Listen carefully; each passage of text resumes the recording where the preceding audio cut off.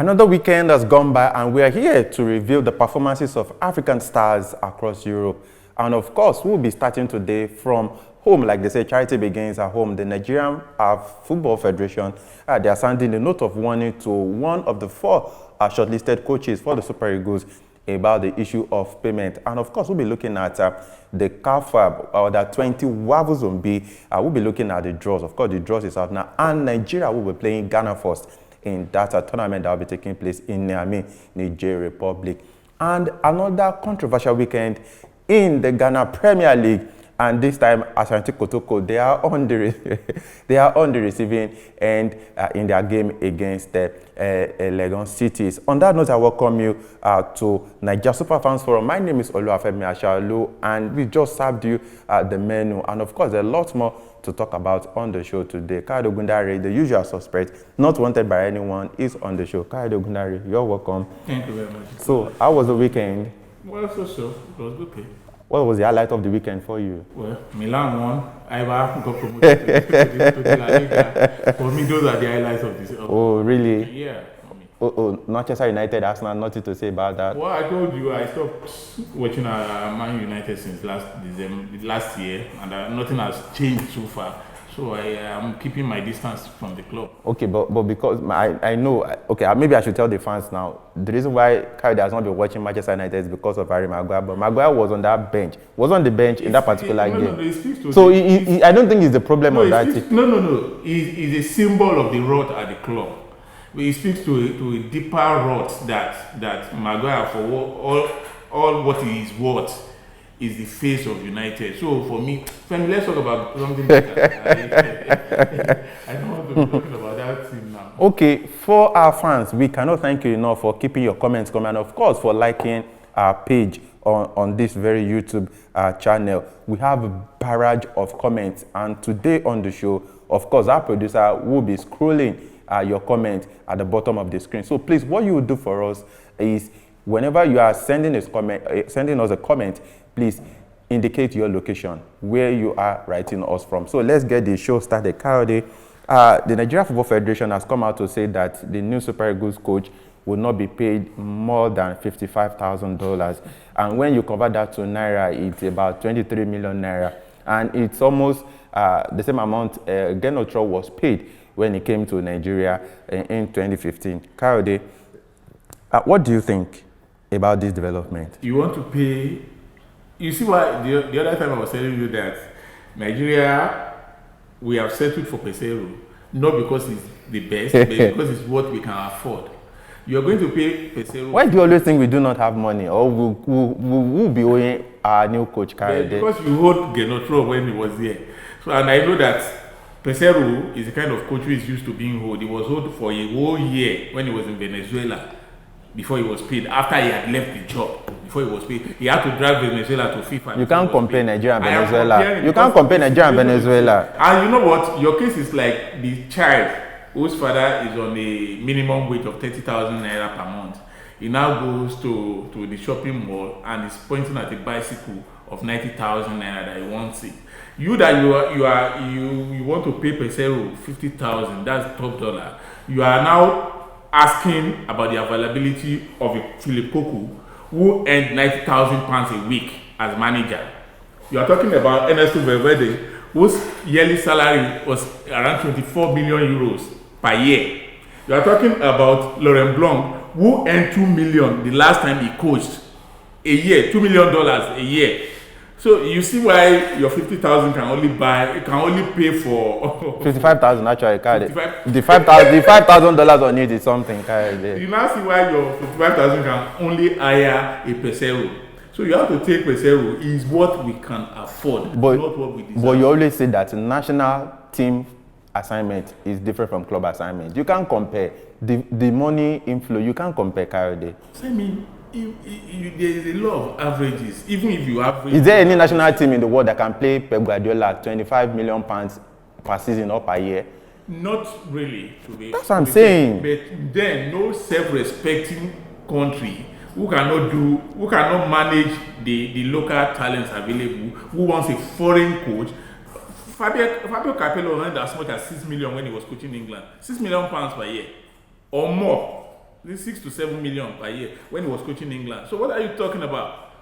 Femi, talk about something else. You guys are stuck with Peseiro. Let's deal with that. I just hope, I'm still patriotic. I hope he comes and we have a swell time with him. I'm not taking that away from him. But the fact is, that is who you can afford. So stop talking about Valverde and all these other coaches that you are calling. You cannot afford them. Simple. In fact, the 23 million naira that you are going to be paying Peseiro per month, there's a lot of people who are not happy with it.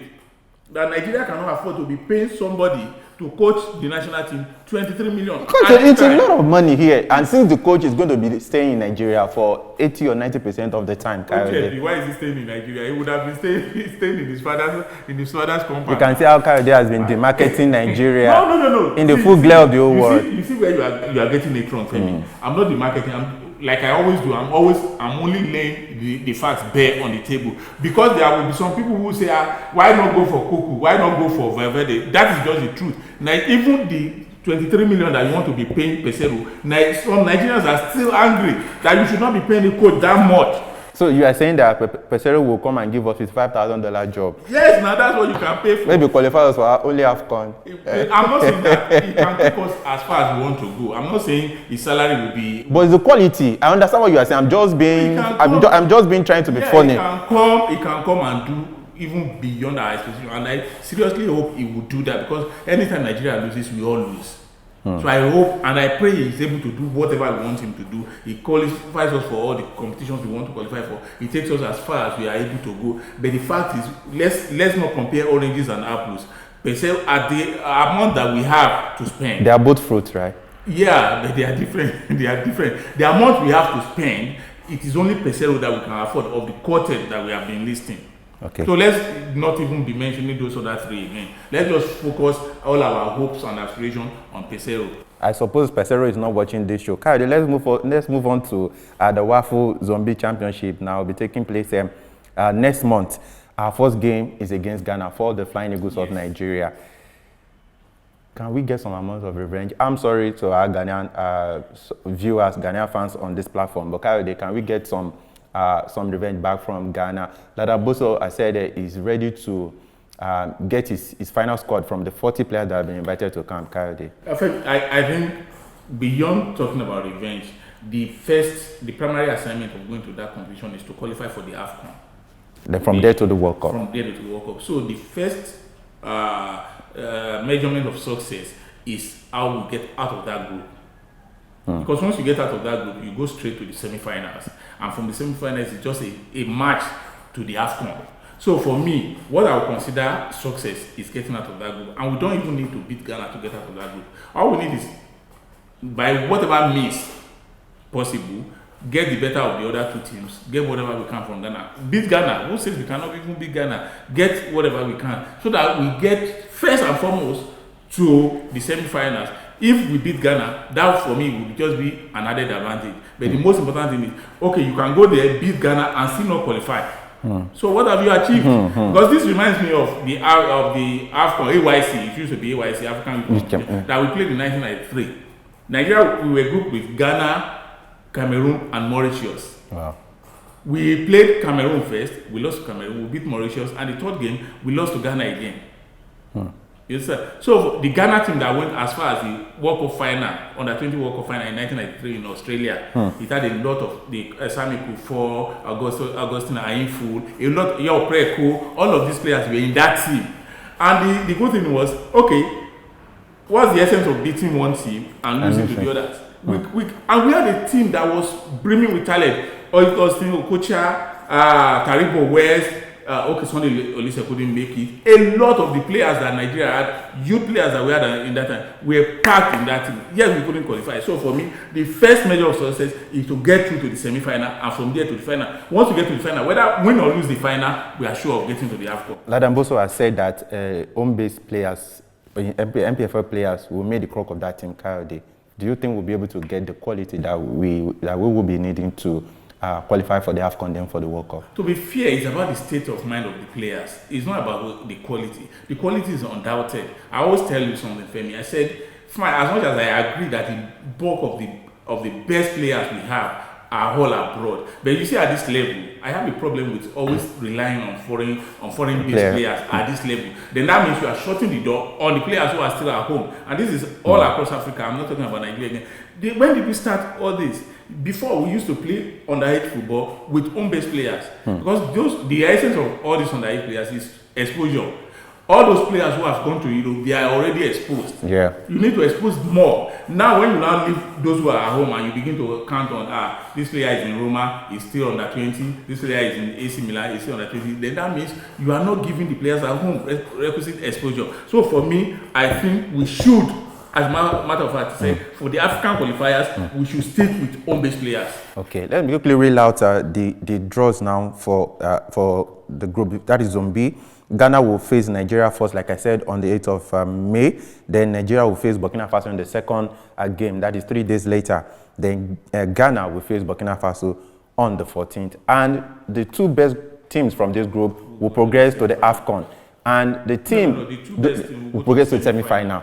Then the team, the finalists will go to the World Cup, represent Africa at the World Cup. Let's quickly go on this break. Now we'll come back to talk about the controversy that rocked the Ghana Premier League this weekend. Like I told you, it was Ashanti Kotoko.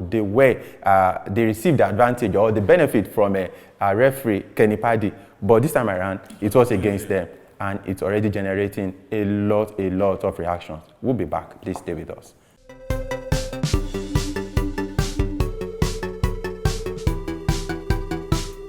Welcome back, and it's still Nigeria Superfans Forum. We said this time after the break, we'll be talking about the development in the Ghana Premier League. We remember that we brought you the news that the GFA, the Ghana Football Association, suspended referee Kenny Paddy after they looked into that game of the week between Ashanti Kotoko and Hearts of Oak, and he awarded a controversial penalty in that game. And again, another referee is in the eye of the storm. And this weekend, it was Ashanti Kotoko losing at home 3-1 to Legon Cities. And again, a very controversial penalty at that. But before we get to discussion, I'll quickly read out the result for match week 26 in the Ghana Premier League. Accra Lions, of course, they lost at home to Hearts of Oak. Good one for Hearts of Oak there, Coyote. Yeah. And of course, Great Olympics, they also lost at home to Ashanti Gold. And Dreams, they play 1-1 away to King Fasa. And of course, we have Bibiani Gold Stars. They defeated 11 Wonders 1-0 at home. Berecom Chelsea, they won at home 1-0 against Edwana Stars. Mediama, they won 1-0 at home to Wafa. The Elimino Sharks, they play 1-1 at home to Real Temale United. And of course, the game we're talking about, Ashanti Kotoko, they lost 3-1 at home to Legon Cities. Kyle, let's look at it. Even if, okay, the referee gave a controversial penalty, maybe we should start from that. But even with that penalty, they will have still lost at home by 2-1. The team sitting at the top of the table, back-to-back defeats now, Coyote. But let's look at the controversial. We saw the clip, Coyote, and that didn't look like a penalty at all. But let me start from your your previous observation that even without the penalty, they will still have lost. No, it doesn't work that way. Sometimes a penalty, a wrong can change the course of a game. So sometimes maybe if that penalty hadn't been called, maybe things would have gone differently. Having said that, see, the thing about refereeing is that when calls come your way or against you, it's just a matter of time before it goes the other way. What goes around comes around. It's as simple as that. With the other, last week we were here talking about Ashanti Kotoko benefiting from referees' benevolence. Yeah, now it's against them. So if they were happy last time, they should not take it too personally this time around. And when we saw that clip, Femi, I think the player slipped. And like I always say, lost his footing, absolutely. And like I always say, I always want to give the referee the benefit of the doubt because we have the benefit of seeing it again and again. They only have one shot. VAR. To make when VAR finally when it comes, maybe before the end of the world, right? Yeah, even VAR. Femi, you remember last week I was talking about refereeing and the FIFA laws of the game. I talked about what the laws of the game is, the Bible of the sport. It's in FIFA Law 5 that has to do with refereeing. One of our viewers sent me, a friend actually sent me a personal message about this, that he was hearing that for the first time, and I said, okay, you know what, I will give a breakdown when we get to the show. In FIFA Law 5, there are actually 17 laws in the laws of the game governing football. In FIFA Law 5, which talks about the referee, it says the referee is the overall as far as a particular match is concerned. Let me quickly read something. Absolute authority. Absolute authority. It said the decision of the referee regarding facts connected with play, including whether or not a goal is scored and the result of the match, are final. Nobody, not even FIFA, can change it anymore. Then, second, they said the referee may only change a decision on realizing that it is incorrect or at his discretion on the advice of an assistant referee or the fourth official, provided that he has not restarted play or terminated the match. Those are two conditions. If he has not restarted play or the game has not ended. The game has not ended. If either of those conditions have happened, then he cannot change it again. Even he himself cannot change it again. Then he can only do it at his discretion, no matter what the assistant referee say or the fourth official. It is at his own discretion. That's what I thought when I was talking about the absolute powers that the referee has last week. I think that clears the air now. That when we talk about referee, they have the absolute powers. And like I said last week, I said I was gutted that even though everybody saw that the call against Hearts of Oak was not merited, but there was nothing anybody could do about it. Now going to this game, like you said, and I agree with you, Femi, Ashanti Kotoko, the fans and the club and everybody connected to them. You just bear this and just smile about it. Yeah. Of course, they were beneficiary a few weeks ago. And now complain against the same. You should not. Everybody will be served breakfast, Femi. The timing may be different. All of us will eat breakfast. Well, not this kind of breakfast. Okay, let me read a tweet from a respected Ghanaian journalist, Sadiq Adams. Obama. He said, Obama is a good friend. Yeah. He said, as we've come to know, the league is full of dubious penalties. That is very indicting, yes. And all clubs are well aware. Against Kotoko today, for them tomorrow, it's a debit and credit affair. I agree with Sadiq. That just sums it up. I mean, I don't even want to say any other thing apart from what he has said. It's a credit and debit. You are credited today, you are debited tomorrow. Everybody will get served. That's just it. But when this characterizes African football, then why do we complain that our referees do not get... What I don't want you to do is don't tar everybody with the same brush. The fact that this. But here in Nigeria, we also have incidences like this. That's what I'm saying. In the English Premier League, it happens. Of course, their own has been limited because of VAR. Maybe what we should be advocating for is to have VARs at our centers too. We have like 10 games a week. There's nothing wrong by saying before your stadium is approved for games, there must be VAR. Whatever it is you need to do it. Maybe the FA will partner with the LMC will partner with some firms now. They will bring it and you'll be paying on an instrumental basis. That is none of our business. But if you want us to approve your stadium, you must have VAR. When we don't even have a TV right for our league. No, these are two different things. You can have VAR without TVR. The game can be on TV. The Ghana Premier League, they have an official broadcaster. You are saying two different things now. Femi, when we get to talking about why the game should be on TV, that's a different kettle of fish. Now you are talking about VAR. VAR doesn't have to be live TV. You have VAR because there is a camera recording the game and being connected to something that you are watching like this. That the referee can have as an assistant referee, as a separate pair of eyes to get his decision right. So that's what we should be advocating for. Okay, but what I'm actually trying to say is if people do not even see these matches, how would people even talk about them?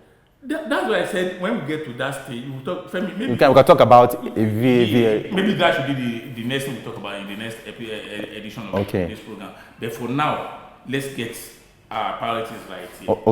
Okay. DJ Drogba, an African football legend, again lost his bid to become the president of the Ivory Coast Football Federation, Kayode. The second time, the last time there were some issues surrounding disqualification and all that. Then he tried again, Kayode, and he failed. He came third in the election. Yeah. We don't think Drogba should give up at this time. No, he shouldn't. Absolutely not. He should keep trying. What everybody accused him of now was that he didn't have the requisite experience. What I expected Drogba to do now is go back, do some administrative courses, what's wrong with getting a sports management degree? Once you do that, you get yourself involved in a club Get yourself involved with the club in the Ivorian But League. does Eto'o have recruiting experience before he won the Cameroon You Premier League? see, there's something they call political culture. The political culture of one system is different from the other. What operates in Nigeria is different from what operates in Ghana. So maybe the Cameroonians felt Eto'o is the Messiah and they got him and he's doing well so far. Maybe Ivory Coast have not gotten to that point where they will have to go and practically beg Drogba to come and do it. For now, he has to keep trying. He cannot afford to lose, to give up. But if you ask me, I think it's just pure politics. I would say because it's the same West African. It's the same West African country. It's almost the same culture. Why do you think Drogba is going to be a better candidate than the guy who was elected? These guys, they've played football at the highest level. They've seen how football is run at club level. I do not agree. Playing football alone is not enough indication that you're going to be a good manager or a good administrator. But we have seen what Eto'o has done within the short period. Eto'o is one example now. What about the many other players who have been administrators of the game who have not done so well? That means what Eto'o has shown is that whether he has played football or not, he could have done well in any other endeavor. So we should not use Eto'o as the only person to judge every other person there. Okay, the best football administrators in Nigeria's history since independence have been those who didn't have a playing experience. So I'm not indicting those who have played football. I'm just saying sometimes you have to manage whatever you have. So Kayode is telling the Drogba, come on man, don't give up. You need to try again so that we can make African football greater. Maybe perhaps we begin to see, now that our own Football Federation election is coming up, maybe we can have some ex-internationals who will also throw their own acts into the ring too, and let's see how it goes. Okay, so that election is in a few months and that will be taking place in September. So we wish that we'll see a couple of our ex-internationals right in Nigeria. I know a couple who are warming up to get involved already. Okay, so we are also trying to lure Kayode to see if he can be one of the candidates. We'll be back to talk about. We'll be back to talk about the performances of our African stars. Remember that leagues across Europe is getting to the business end now. Things are shaping up. Clubs are already picking up domestic titles. So we'll be back to talk about how our African stars performed over the weekend. Please stay with us.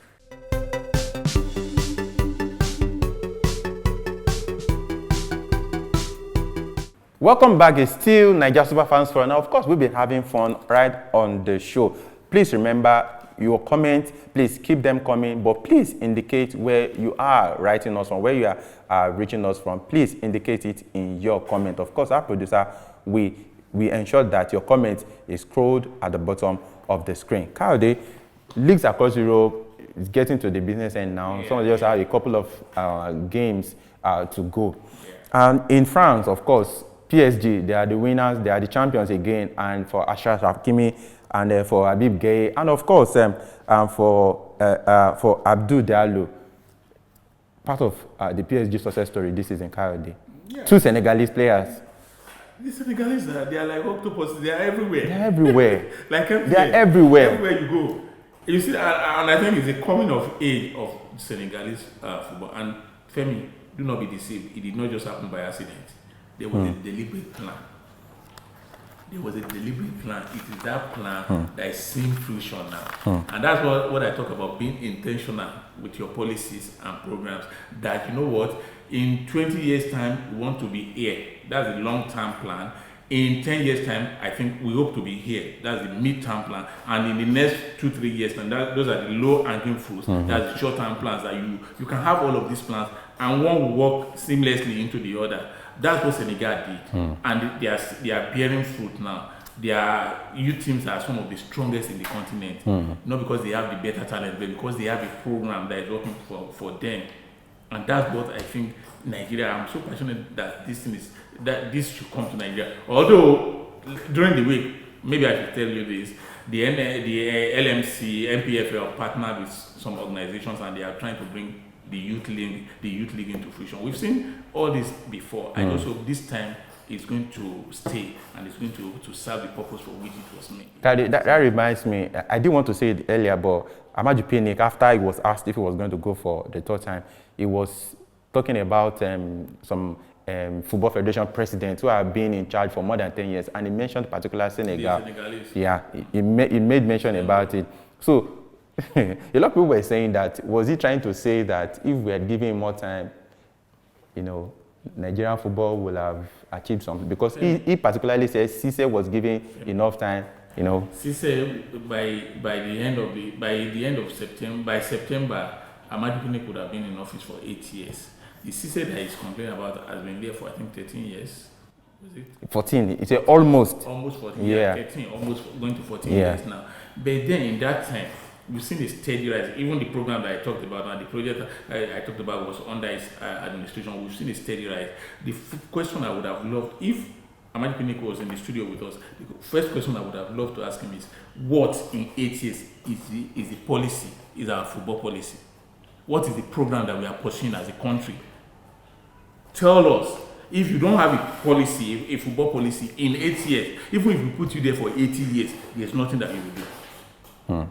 So it's not about the length of years. It's about what you bring to bear in the little time you've been there. If you are there for 8 years and you do not have a football policy, a development plan of what you intend to do, how you intend to go, you just do things by as the spirit directs. Once you wake, depending on which side of the bed you wake up from, then that is like you driving with your eyes closed. You're not going anywhere. Okay, Kayode are still staying in France now. Our own Moses Simon got his 4th goal of the season. They came from the dead against Bordeaux, and it was sweet victory. He got a goal and an assist. It seems Simon is, we've talked about him last week, and it seems he's trying to get back to form right now. Yeah, it's a good thing. It's good for him, good for the club, and good for the country too. Because the more these players get to play, the more they are informed, the more it helps the country too. So don't forget, we are going to start the AFCON qualifiers very, very soon. This next month.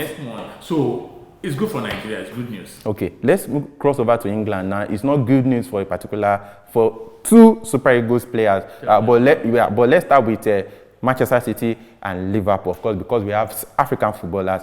Riyad Mahrez, it seems, is going to pick up another Premier League title, because they thumped Watford 5-1, and it's looking like Emmanuel Dennis, William Troost-Ekong, Etebo will be going back to Stoke City, certainly. Samuel Kalu will not be going back to the Championship. You said it last week that they are already condemned. They are already condemned to go to the Championship, so there are no two ways about it. Except on the back of his performances this season, I'm talking about Emmanuel Dennis. You could see a club snap him up and he will stay. 10 goals now, 5 assists. He has done really well, so he could stay. But the others are they've really not justified the attention of other clubs. That's what I think. Okay, Liverpool won the Merseyside derby 2-0. Good one again for African players, yes. But for a certain Alex Iwobi, Everton also are pushing towards the drop zone. Do you think Everton will go down? I sincerely hope they do not. But you know why? Because I saw that game. Even though I didn't see the Man United game, I saw that game and I think Iwobi has... And you didn't watch Man United game? I did not. And you know why? I think Man United should revoke your membership. Let them do it. Are you serious? I am very, very serious. Eba and AC Milan will do the same. No, they cannot. Why? They cannot. You know what? Iwobi has not been doing badly for that. Of course. Despite the fact he's being one of their best players in the... Yeah. But I saw him against Liverpool and I think, you know what, this guy is doing his damn best to help. Against Manchester United, it was fantastic. Exactly, I heard too. I didn't see the game, but I heard it was fantastic. And yet against Liverpool, he did the same. I think it will be painful if he gets to go now after giving everything to the club. And you know what? For the sake of Frank Lampard too, I don't want the club to go now. Because he's too young in his managerial career to be sacked from Chelsea and now taking Everton down, even though he got to Everton at the time that the club was really in a mess. In Holland now, Ajax particularly, Andre Onana and Mohamed Kudus, the Ghanaian star, they will be picking up another title. It is more certain than ever now. In Holland, Congrats to them. It's a good thing, like I said. Though Nana will be going to Inter Milan at the end of the season. He's going to pick he has done enough to pick him. For me, like I said, it's a thing of joy. If you know what Africans go through in Europe to succeed, you know that. Like this boy said, Victor said one day, he said, if you know where some of us came from, you will not wish that would fail. So if you know what Africans go through to succeed in Europe, every little win you celebrate it. Even if it is just ordinary making an assist in a game, you celebrate every African star because it's not easy out there for me. I want to see. In Italy, Kayode, not a fixed song for Napoli. Yeah. 2 goals up against Empoli. That was I understand. I know why you are smiling. That was a total meltdown. I know why you are smiling, Kayode. Why? I know. Why do you I know. I'm sure our viewers can also guess. It's all because of Milan. Yeah, well, you said so. I'm not going to deny it. Osimhen, Andre Anguissa, and of course, Koulibaly. Not a sweet story for them, Kayode. No, it actually breaks the heart, because I thought the 2 goals up, and they capitulated. 5 minutes in the 80-something minutes, all just. They could have even at least hold on to get a point, Kayode. I think, you see, they lost the title last week when they lost. When they do that again, and motivating themselves to play. These are second defeat in 3 matches. Yes, exactly. So they lost to Fiorentina 3 weeks ago. It just weighed them down. So for me, I think considering a second goal was just the deal breaker. So they couldn't raise their game again, and that third goal was just a matter of time. And if the game had extended further, they could have scored a 4th one too. Empoli could have scored a 4th one too, because they just saw that with less than 10 minutes to go, they were trailing 2 goals. Then they got a goal, and they saw that they could get a second one. They equalized, and the third one came. And they felt, you know what, these people are here for the taking. Let's just keep scoring. And of course, Luciano Spalletti could not just even stomach it, and he has restricted the players to a training camp from Tuesday. Too late. They were hoping, and I was also hoping that they would win the league this year for the first time in a long while. Since 1990. Yes. That was the last time they won the title. I've used it to honor the memory of Diego Maradona, the greatest ever player, but it's not going to be. And they've come very, very close. You remember when Benitez was coach, they nearly got it before Inter Milan Juventus overran them. Now again, they lost momentum at the dying minute. So it can be painful. But hey, you know what? One man's sorrow is another man's happiness. It's all smiles for us at the San Siro. I feel like not even talking about AC Milan, but let's still stay with Napoli. Is it because of the mentality of the manager or the players? I think Femi, what I think from my observation is that the team lacked depth. But when you look at that team, you try to say this team is decent enough to win. No, it's not about decency. See, the teams that win titles are the teams that have depth. You know why Man City will always be, even when they when I even say decent, they have. You can't say they do not even have maybe replacements. No, Femi, there's a core of players that play each game. I challenge you, Femi, go and do your research and tell me that in their 30-something games that they played, there's a particular number of players that get on the team sheet every week. So those players, even though they are tired, but the manager will look at, if you do a last game, it makes sense to put him again. Mentally, they may be fatigued. You understand? So those are the things that cause all of this. And for me, it's painful for them, but hey, I'll take this win, and hopefully we can see it through to the end of the season. At least they will play in the Champions League next season. I know this will make you happy now. AC Milan, Frankesi and Benassia, they got that late goal. Late goal against Lazio in Rome. They never stopped believing. They kept pushing. Because I saw that game. Yes, they kept pushing. They never stopped believing. And that for me. And Zlatan gave that assist to Tonali to get that goal. In fact, I've seen the replay. I'm going to even see it once we leave the studio again. You've seen the replay? You see it again? I'll see it again once we leave. And you refuse to watch Manchester United defeat at Arsenal. Let's get out of the studio. The producer is signaling that we should just leave. Manchester United fans, you can see what Kayode is doing to the club. So next season, when Manchester United leave the trophy, Kayode will come to the show and say, "Yay, we did it!" Please don't listen to him. Don't forget your comment. Please indicate the location you are writing us from. Kayode Ogundare, it's always fun to come around to talk fun with you. Time is always our enemy, but of course we have to get out before the producer say, "Hey, come on, leave my studio." It's already signaling. Yeah, it's already. So until we come your way. Again, I remain Oluwafemi Achalu. Please, your comments, keep them coming. And of course, continue to like our page and subscribe. Thank you very much. Have a swell time to yourself. Bye for now.